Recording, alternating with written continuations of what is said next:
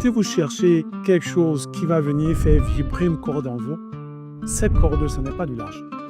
Parce que tous les métiers ont des revenus d'une façon ou d'une autre. Je ne gagne pas bien ma vie et en plus je ne vis même pas mon rêve. Je sais pas, en tant que jeune, est-ce que tu as été dans ce type de situation-là? Pas formulé comme ça. Posséder 100% de 10 millions est beaucoup moins intéressant que de posséder 10% d'un milliard. Toute la difficulté, c'est comment je choisis les personnes avec lesquelles je me mets. Et ça, cette difficulté, elle est universelle. Diaphak Bebel Constant travaille dans le domaine de l'ingénierie aéronautique. Il a obtenu son doctorat en génie automatique, informatique industrielle et traitement numérique du signal en France. Il a notamment travaillé sur la conception du plus grand avion commercial du monde, la 380, et il est passionné par l'idée de transmettre aux plus jeunes. Diaphak Bebel Constant. J'imagine qu'actuellement, il y a quelqu'un qui nous regarde ou qui nous écoute, mais il ne sait pas qui tu es. Alors, est-ce que tu peux décrire en quelques mots qui tu es, ce que tu fais dans la vie et comment est-ce que tu penses que ça améliore le monde? Waouh! Comment est-ce que je pense que ça améliore le monde? Oui. Qui est-ce que je suis? Diaphak Bebel Constant. Je travaille dans l'ingénierie aéronautique, 55 ans. Je travaille dans l'ingénierie aéronautique où j'ai une formation en génie automatique, parce que j'ai eu un doctorat en génie automatique. J'ai commencé l'aéronautique dans l'automatique. Je suis né au Cameroun. J'ai passé mon adolescence au Cameroun. Après le bac, je me suis exilé pour des raisons estudiantines. Et donc, suivre mon cursus supérieur en France, plus précisément dans la ville de Reims, où j'ai donc fait les études d'électronique, électrotechnique automatique jusqu'au doctorat. Et ensuite, je suis allé dans l'industriel après un petit épisode dans l'enseignement de 2 ans. Ce que je fais dans l'ingénierie automatique est une contribution donc pour la construction d'avions ou de moteurs d'avion, aujourd'hui de petits moteurs d'avion, on appelle les APU, Auxiliary Power Unit, que le petit moteur qu'on retrouve en général à l'arrière de l'avion. Ce que je fais en quoi ça améliore le monde? Question très difficile, mais je vais supposer que ça améliore le monde.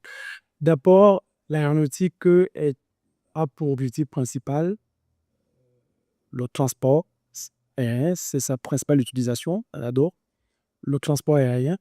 Et le transport, comme toutes les formes de transport, est le premier et encore le meilleur moyen pour permettre aux gens de se retrouver. Des familles éloignées qui ne parlent pas que par téléphone, qui ont l'opportunité physiquement de se retrouver. Et en ce sens, je considère ce premier point comme étant pas une amélioration, mais une contribution au bien-être que les êtres humains ont inclus. En termes d'amélioration, aujourd'hui, comme beaucoup d'industries dans l'aéronautique, nous travaillons à améliorer l'empreinte carbone de nos machines. Et ça, c'est une contribution directe à une amélioration du monde par rapport à la lutte contre le réchauffement climatique. Merci beaucoup, c'est intéressant. C'est intéressant pour ça. Je pense que c'est pas tous les jours qu'on rencontre quelqu'un qui travaille dans ce domaine. Peut-être parce que ce n'est pas très évolué ici, je ne sais pas. Peut-être parce que on ne sait pas juste où on va les rencontrer. Mais tu ne vis pas ici, au Cameroun. Tu vis en France. En effet, je vis en France. Pourquoi? Pourquoi je vis en France? D'abord, par mon métier. L'aéronautique, comme tu l'as dit tout à l'heure, je te tutoie parce que, voilà, pour ceux qui nous suivent, je suis mon fiston, donc je me permets de te tutoyer. Par rapport à mon métier, l'aéronautique, ici au Cameroun et en Afrique en général, c'est très compliqué. L'aéronautique a plusieurs segments. Ce qu'on va trouver beaucoup dans les pays africains, c'est le segment transport. Ok. Je ne suis pas dans le segment transport. Qui dit segment transport, dit compagnie aérienne. Il y a des compagnies aériennes dans tous les pays, y compris au Cameroun. Je suis dans le segment construction aéronautique. Et là, c'est plutôt des pays qui en ont les moyens. Et des constructeurs, on les connaît, ils ne sont pas très nombreux. À ce jour, ils sont 2, bientôt 3. Airbus, Boeing et Comac, le chinois. Donc, effectivement, comme tu disais, des gens qui travaillent dans la construction aéronautique, on n'en compte pas beaucoup au Cameroun parce qu'il n'y a pas d'entreprise dans la construction aéronautique ici au Cameroun. Mais dans ces pays-là, Boeing, je ne sais plus très bien combien ils ont d'employés, mais Airbus, c'est plus de 100 000 employés. Wow. Safran, c'est plus de 100 000 employés. Aussi dans le monde, je ne connais pas le chiffre, mais c'est des centaines de milliers d'emplois. Mais dans des pays où, effectivement, ce domaine-là existe. Quand on discutait hier, tu as parlé de l'avion A380. Il ne trompe pas. Oui. Donc, quand on était petit, on était tellement fasciné par les avions, les voir voler dans le ciel. Quelqu'un qui a travaillé parmi les concepteurs d'avions, je ne sais pas. Je suppose que toi aussi, en tant qu'Africain dans ta jeunesse, tu voyais des avions là. À ce moment-là, qu'est-ce que je te dis? Alors moi, j'ai été très impressionné. C'était une très bonne sensation pour moi. Parce que j'arrive dans l'aéronautique, je ne connais de l'avion que la place du passager. Je ne sais rien de l'aéronautique. En fait, je suis embauché comme automaticien. Mais l'automatique, on peut en trouver partout. On voit l'automatique dans les voitures, l'automatique dans les avions, l'automatique, il y en a partout. Alors, je suis embauché comme automaticien et on me dit que je veux travailler sur le système de freinage d'un avion. Je suis juste impressionné. Je ne suis plus à la place du passager, je suis quelque part dans l'avion pour le passager qui n'en sait rien du tout. J'étais très impressionné, très ému. Et en plus, c'est un avion révolutionnaire. Il reste aujourd'hui quand même le plus gros porteur commercial du monde, jamais construit. Il n'a pas encore été défourné, même s'il a connu un succès commercial qui aurait pu être différent. Mais j'étais très impressionné. Je le reste encore aujourd'hui. C'était une grosse émotion pour moi de toucher l'avion par l'intérieur. Que ce soit en tant qu'Africain, mais pas qu'en tant qu'Africain, d'une manière générale, en tant que novice et profane de ce domaine. Ok, je ris parce que je pense à une bête question qui me vient à l'esprit. On a parlé du système de freinage d'avion. L'avion freine dans les airs ou sur les sols? Partout. Partout. Oui, Ok. on freine partout. Alors, je vais répondre en y allant doucement parce que, comme beaucoup de métiers, la construction aéronautique a plusieurs volets. Je peux parler du freinage en air, et puis on est dans la dynamique du vol. Ce n'est pas du tout mon domaine. Mais une fois au sol, une fois les roues posées au sol, un avion, comme une voiture, il faut le freiner. Et c'est cette partie-là que moi je travaille. Et je pourrais travailler en particulier sur un système bien précis qui s'appelait l'Artiski. C'est tout simplement l'ABS de l'avion.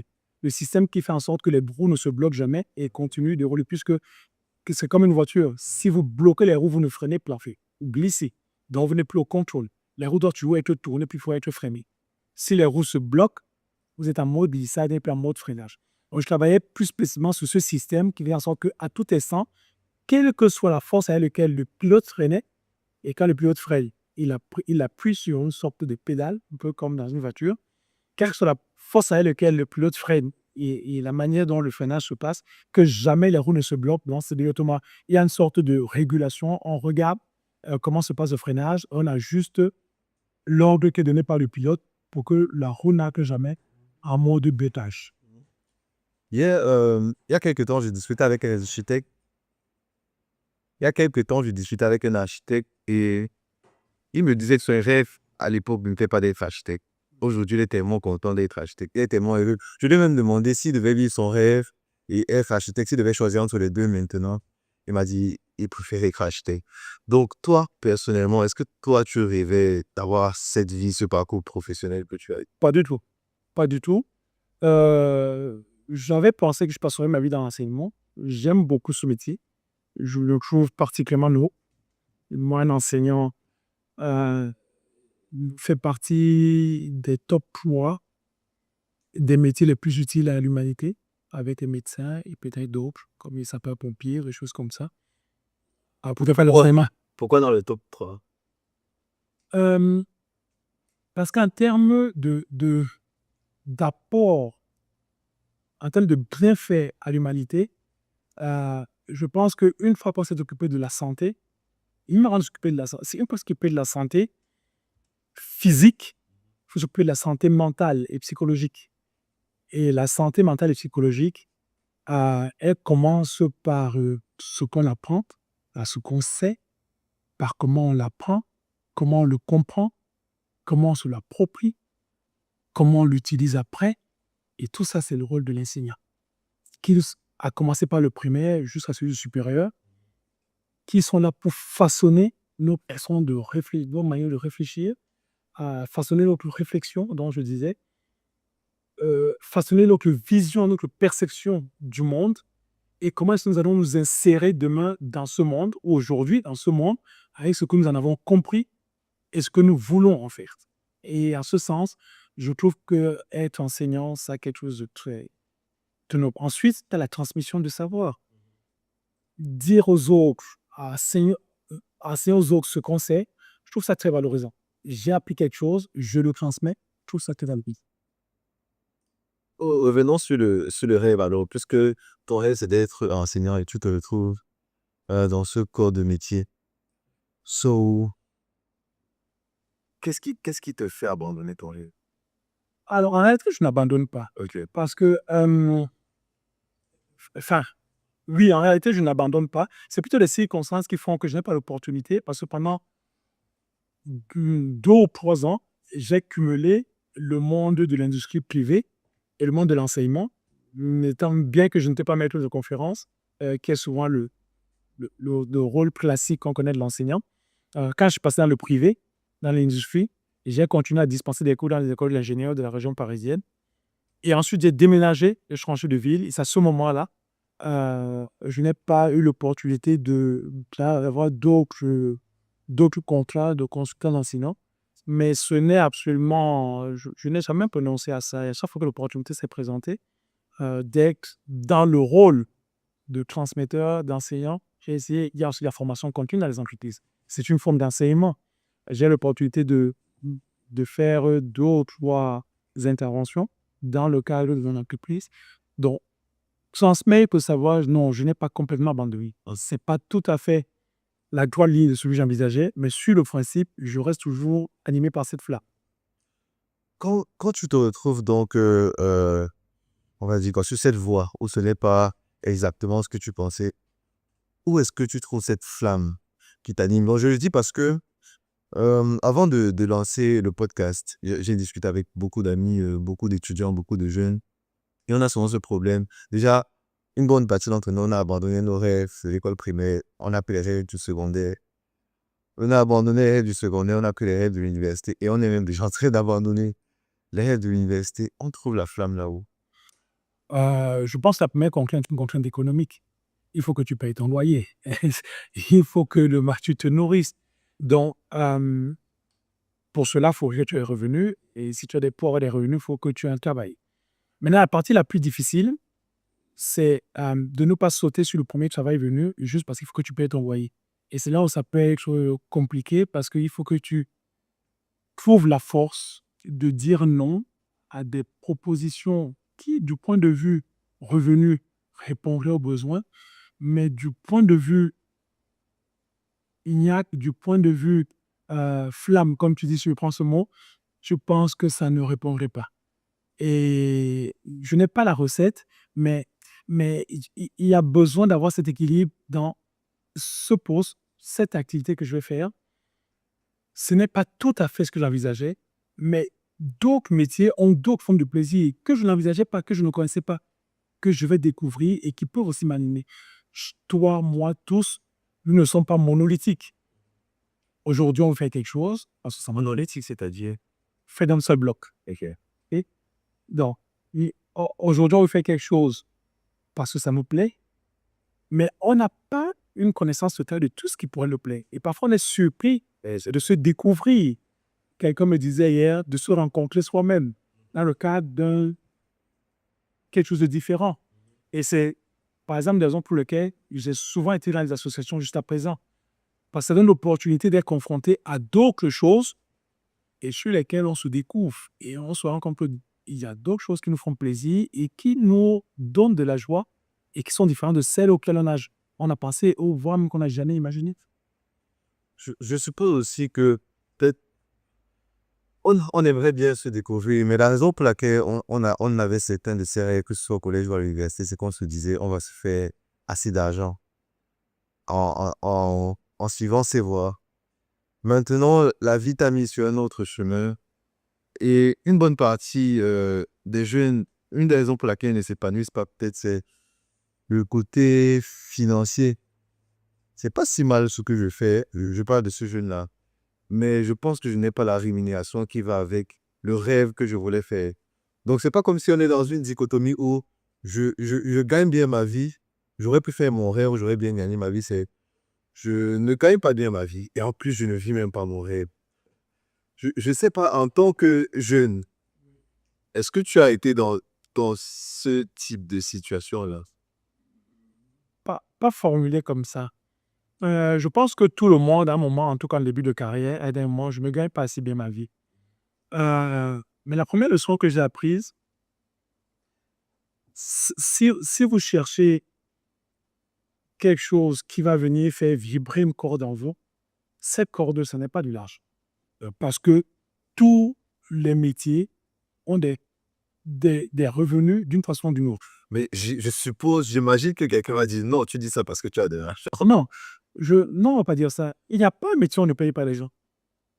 Je ne dis pas que tous les métiers sont bien payés, ce n'est pas ce que je dis. Ok. Dans tous les métiers, quand tu travailles, tu as un salaire. Que tu sois maçon ou que tu sois ministre, tu as un salaire. La question de ce salaire n'est pas suffisant.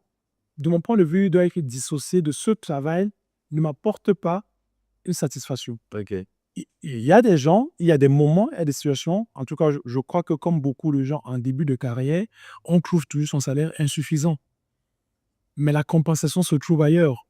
Et je crois que tous ceux qui ne trouvent ni plaisir dans leur travail, ni revenu suffisant, essayent, s'ils en ont l'opportunité, quand l'opportunité se présente, ils n'hésitent pas à changer.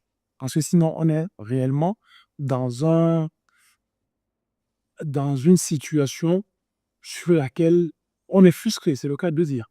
On se lève le matin, on ne sait pas pourquoi, il n'y a aucun plaisir à faire ce qu'on fait, et en plus, à la fin du mois, il faut qu'on compte ses centimes. Ceux qui ont l'opportunité, quand ils sont dans ce cas, je ne suis pas en train de dire que tout le monde peut le faire, et ceux qui ont l'opportunité, quand ils sont dans ce cas, ils changent. Après, tout le monde offre l'opportunité de changer. Mais moi, quand j'ai commencé, l'aéronautique, la construction aéronautique est faite de tellement de métiers différents, et tellement de métiers différents, que je n'ai pas eu beaucoup de mal à supporter les difficultés de faibles revenus de mon début de carrière. Quand tu parles je vais dire quoi, de ces branches différentes dans l'aéronautique, ça me fait penser un peu à ma propre carrière. J'ai travaillé à la Banque mondiale pendant un temps. Et parfois, les profanes, quand je parle de la Banque mondiale, ils pensent que je suis économiste ou que je suis financier. Et j'ai découvert qu'il y a tellement de secteurs dans la Banque mondiale. Et vraiment, tout le monde peut s'y retrouver. Plus qu'aux personnes qui font agriculture.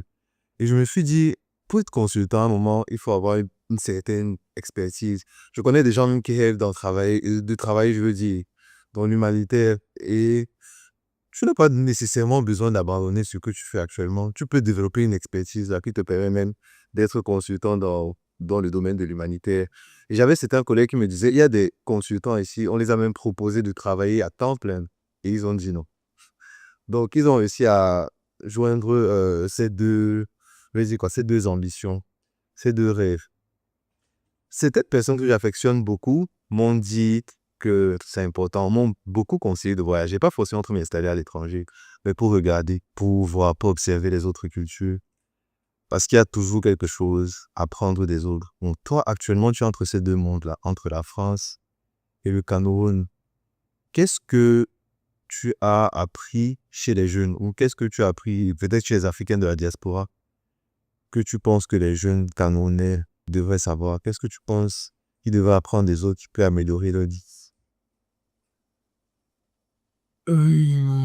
Question compliquée, Curtis. Question très compliquée. Je ne vais pas Bon, peut-être je dois un peu circonscrire. Je veux dire, surtout dans le cadre professionnel. Oui. Ces derniers temps, j'ai beaucoup côtoyé des jeunes qui ont des projets magnifiques. Je dis souvent, c'est bien de marcher. Quelqu'un a dit, si tu arrives quelque part, si tu arrives dans une pièce et tu es la personne la plus intelligente, sors, tu n'es pas au bon endroit. Donc, j'aime un peu marcher avec des gens qui me challenge. Et je me suis rendu compte que ce truc, en tant que Camerounais, peut-être, j'ai été programmé à toujours critiquer ce qu'on appelle le réseau. En fait, le réseau, c'est important dans la vie. Et les Camerounais sont toujours en train de critiquer le réseau, peut-être parce que c'est utilisé de façon népotique ou avec la corruption. Mais je me suis rendu compte que c'est important. Et il n'y a pas d'endroit au monde où ça n'existe pas. Donc, par exemple, euh, peut-être en Occident, ils ont cette facilité, là où ils ont peut-être compris comment le réseautage fonctionne, que nous, on n'a pas forcément compris. Alors, je suis d'accord sur un point. Le réseau existe partout. Tout dépend on met derrière ce mot. Moi, j'utilise un autre mot qui c'est la subjectivité de la situation. Je un peu la subjectivité de la situation. Demain, je dois prendre quelqu'un au travail. J'ai 2 CV et je reçois ton CV Curtis. Je reçois le CV de Manfred. Les deux semblent de très bonne qualité. Je suis désolé. Humainement, je vais prendre ton CV parce que c'est toi Curtis. Ce qu'on appelle la subjectivité de la situation. Qu'on peut appeler aussi le réseau, c'est-à-dire que plutôt que de recevoir tes 2 CV, peut-être que tu me repasses un coup de fil en disant « Tonton, euh, j'ai vu qu'il y a un poste chez toi, ça m'intéresse. » Jusque-là, de mon point de vue, ce n'est pas problématique. Ce qui devient problématique de mon point de vue, et c'est là où la notion de réseau peut prendre des dimensions qui sont gênantes, c'est si Curtis, je te prends pour un poste sur lequel tu es totalement incompétent juste parce que tu t'appelles Curtis et que tu es mon neveu. C'est un non-sens total. Et ça peut être des choses qu'on voit beaucoup. Là, on parle de réseau. Y compris dans ces pays-là, il n'y a pas que... Ce n'est pas l'apanage, sauf dans ces pays-là, c'est un peu moins présent. Parce que, hélas, ton incompétence va se voir très rapidement dans ton travail. C'est ça. Et ça va se retourner contre la personne. Ça pourrait, Trop bien. pas toujours, ça pourrait se retourner contre la personne qui a défendu ton dossier. Donc, mais le réseau, au sens situation subjective, ça existe partout. Je viens sur le début de la question. Pendant que tu parlais, je réfléchissais pour essayer quand même d'apporter une réponse. Qu'est-ce qu'on peut dire aux jeunes? Moi, ce que j'ai constaté, principale différence, qu'ils soient jeunes, moins jeunes, un mot que je ne trouve pas ici, c'est la rigueur. C'est la rigueur. Enfin, c'est faux mot. La rigueur, le professionnalisme et la maîtrise de son dossier, la maîtrise de son sujet. Justement, à cause du réseau, on a souvent une maîtrise qui est superficielle. Parce que le réseau a venu compenser et nous donner l'opportunité qui aurait dû revenir à quelqu'un d'autre qui est beaucoup plus compétent que nous. Première chose.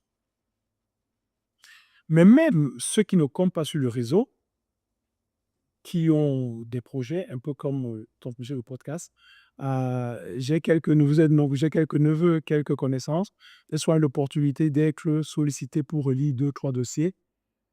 Ils sont très souvent bâclés. Ils manquent des choses basiques et, et, et on se dit qu'il suffit d'avoir une idée, de penser que cette idée peut fonctionner et ça fonctionne. Non, ce n'est pas vrai. Einstein disait le génie, c'est 10% d'inspiration et 90% de transpiration. L'idée en elle-même, ce n'est que le point de départ. Une fois que, jeune ou moins jeune, vous avez une vie, ce que vous voulez faire, ou d'un travail qui vous intéresse, ou d'une formation qui vous intéresse, ou d'un cursus qui vous intéresse, commence la partie la plus difficile qui est de transpirer par le recherche. Loin de moi l'idée de dire que parce que vous allez transpirer, ça va être facile. Mais n'eût été des formes de réseau que je trouve parfois extrêmes, beaucoup d'idées, de dossiers sont bâclés.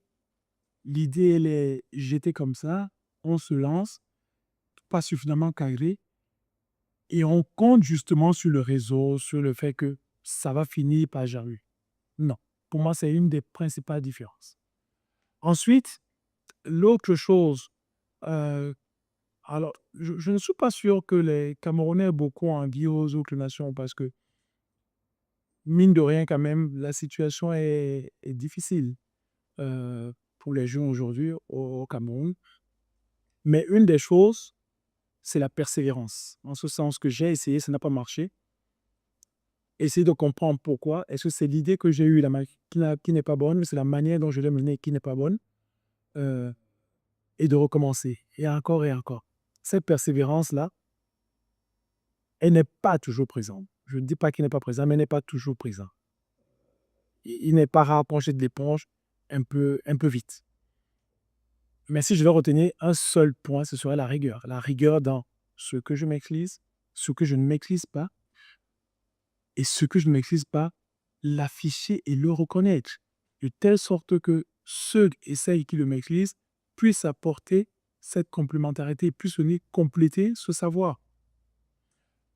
Ce qui me peut penser à autre chose, et qui m'a toujours marqué, entre ici, là où je vis, euh, beaucoup de gens ici, quand ils ont une idée, ils aiment bien être seuls dans leur idée. Ils aiment avoir la maîtrise totale de leur idée. Est-ce que c'est pas peur que mon collaborateur me vole mon idée? Je ne sais pas si c'est à peur qu'ils la volent, parce qu'il existe quand même des moyens il existe quelques moyens de se verrouiller. Ça peut arriver qu'effectivement ton collègue ou ton employeur, enfin, ton ami, peu importe qui, parce qu'il y a plus de moyens que toi, la mettre rapidement en place. Mais j'ai l'impression que c'est une manière de penser. Vraiment, j'ai mon idée, je l'amène tout seul. Et ce que je dis souvent à ces jeunes-là, mais il n'y a qu'à regarder les hommes les plus riches du monde, des Elon Musk et compagnie, les Jeff Bezos. Je pense que Jeff Bezos détient 10% d'Amazon. En fait, la caricature que j'utilise souvent, c'est posséder 100% de 10 millions est beaucoup moins intéressant que de posséder 10% d'un milliard. Toute la difficulté, c'est comment je choisis les personnes avec lesquelles je me mets. Et ça, cette difficulté, elle est universelle. Il n'y a pas qu'au Cameroun, elle est universelle. Dans tous les coins du monde, il y a des compagnies où, à la fin, l'un essaie de escroquer son voisin. Donc, il n'y a pas plus de leçons à tirer de là-bas qu'ici. Par contre, être tout seul, c'est compliqué. Ne serait-ce que du point de vue complétude des idées, intelligence, il y a un moment où tu atteins tes limites. Et peut-être qu'à deux ou à trois, vous trouverez plus facilement une solution. Donc, ça, c'est quelque chose que j'ai remarqué. Beaucoup de gens ont des projets, des idées, et c'est mon idée, j'y vais tout seul. Se mettre ensemble, parfois avec des inconnus, on va parfois oser aller jusque-là, mais se mettre ensemble, mutualiser les efforts, c'est pas quelque chose qui est aisé ici chez nous. C'est peut-être culturel, j'en sais rien, vous pouvez poser la question, mais c'est pas quelque chose qui est aisé chez nous. Ok. Donc, tu observes une certaine rigueur qui est là-bas, qu'on n'a pas forcément ici. En dehors de ça, une certaine persévérance dans son idée qu'on a là-bas, qu'on n'a pas forcément ici. Et se mettre ensemble. Oui. On aime avoir nos idées. Et là, ça m'occupait tout seul. Ok, c'est intéressant. Dans se mettre ensemble, est-ce que tu penses à nécessairement se mettre avec des personnes dont on reconnaît que l'expérience ou l'intelligence est peut-être au-dessus de nous, peut-être me mettre ensemble avec quelqu'un comme toi, ou tu parles de se mettre ensemble entre nous les jeunes? Alors, sans limite. Ce qui est intéressant de mon point de vue à se mettre ensemble, c'est d'avoir une complémentarité. Mais évidemment, cette complémentarité par ce fait que humainement, on puisse s'entendre. Il est très probable que tu t'entendes plus facilement avec un jeune de ton âge qu'avec un vieux monsieur de 80 ans. C'est juste humain. Donc, c'est naturellement que tu iras vers un jeune de ton âge. Et ça, ce n'est pas, c'est pas, ça n'a rien d'extraordinaire. Mais sur le principe, quand on parle de, quand tu cherches, tu as une idée dont le but, c'est de monter un business, de chercher de l'argent, ce qui doit t'importer, c'est la complémentarité de ceux qui tu veux te mettre ensemble. Et cette complémentarité n'a pas d'âge. Cette complémentarité peut avoir 18 ans, peut avoir 35 ans, peut avoir 70 ans. Est-ce que c'est un plus par rapport à ce que toi, tu sais, ce que tu as comme bagage? Est-ce que ce que cette personne a mené comme bagage, qui peut être de nature économique, peut-être toi, tu as l'idée, lui, il a les finances, qui peut être de nature technique, qui peut être sur un même domaine technique, mais il y a une partie que tu maîtrises, je te n'importe quoi, vous voulez fabriquer un yaourt. Il y en a un qui maîtrise la chimie pour te faire des bonnes recettes de yaourt, alors que l'autre qui maîtrise par exemple le marketing pour faire de la bonne publicité. Un troisième maîtrise la mécanique pour faire des jolis pots qui sont bien faits, qui résistent au choc. Ces trois compétences sont totalement complémentaires et peu importe que le marketeur ait 70 ans, bon, il se pourrait qu'il ait un peu de mal à trouver des messages pour accrocher la bonne cible. Mais en réalité, sur le principe, peu importe que celui qui est expert en chimie ait 70 ans. Oui. OK? Donc, ce que tu cherches, de mon point de vue, dans le mettre ensemble, c'est qu'est-ce que je n'ai pas, mettons, chez besoin. Et une fois que tu as dit ce dont tu as besoin, ceux et celles qui portent cet élément complémentaire, leur âge importe peu. Il faut bien entendu que vous puissiez vous entendre. Si vous ne pouvez pas discuter parce que vous ne supportez pas passer incompatibilité d'humeur, on entend ça tous les jours dans tous les journaux. Non, n'y va pas. On se met en association et des gens aussi, on peut s'asseoir et être content de discuter ensemble. Si on ne se supporte pas, peu importe la complémentaire que tu m'amènes, un jour ou l'autre, on va se casser la gueule tous les deux. J'inverse un peu, nous sommes en train de terminer. Qu'est-ce que tu penses qu'on a ici? Que tu diras peut-être à un jeune Français ou à un jeune, euh, je vais dire, Français d'origine africaine, que tu peux apprendre des Camerounais, ou tu peux Alors, apprendre des... j'ai vu 2 de tes vidéos. Je te donne la compréhension que j'en ai de loin. J'ai l'impression que tu essayes, en écoutant ces 2 vidéos, de véhiculer un message qui dit de dire, les jeunes ont un point de vue, ils ont une manière de voir les choses, la voici. C'est la première idée que j'ai eue en regardant la première vidéo, qui je pense c'était celle de ton frère. Et j'ai l'impression aussi que, au final, dans cette démarche, tu essayes de faire mieux comprendre à ceux qui te regardent ou qui, je ne sais pas où se trouve ton public, Mhm. à ceux qui te regardent, c'est quoi la jeunesse camerounaise. En tout cas, moi, c'est l'impression que j'ai des 2 émissions que j'ai vues de ta part. Je ne sais pas si c'est exactement ça que tu fais, mais c'est comme ça que j'ai lu ces 2 vidéos. Ok, merci beaucoup. Est-ce que tu penses qu'un jour t'installer sur le plan professionnel au Cameroun? J'ai fait des tentatives déjà, mais c'est très difficile. J'ai fait des tentatives pour essayer parce que la construction aéronautique n'est pas loin, c'est normal, elle n'est pas loin du transport aérien. Et en particulier, j'ai été travailler pendant 5 ou 6 ans, un système de maintenance aéronautique. Le système de maintenance aéronautique travaille pour les compagnies aériennes. Donc, j'ai fait 1 ou 2 tentatives dans cette voie-là, parce que aujourd'hui, c'est la seule partie de la construction aéronautique qui est très proche des compagnies aériennes, donc on pourrait prouver presque partout en Afrique. La seule difficulté, c'est que ce n'est pas souvent les constructeurs qui s'en occupent, mais plutôt des entreprises, de la supply chain, enfin, de plus petites entreprises. Et aujourd'hui, j'interviens pour un grand constructeur, pour le compte, enfin, un société qui est un équipementier, travaille pour un grand constructeur. Donc, c'est pas si simple de trouver dans nos pays des représentants de ces structures-là. Parce qu'en fait, pour le business de l'aéronautique, l'Afrique représente très peu, en fait. Très, très peu, je pense moins de 10% des transactions en termes de transport aérien à travers le monde.